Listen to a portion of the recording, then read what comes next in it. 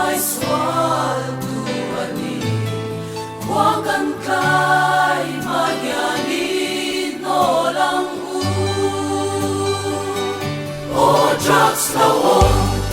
engakan ram ilolo ratia ngaru ni rem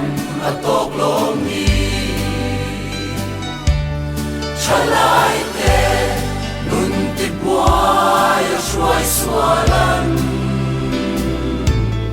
kan du lo kan phal thei mol lo che kan len qua lung du sa len song te u in thiam na in thei na song bang drugs na wong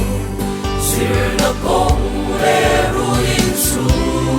di buhay tu ito lang ipay ang kanunaya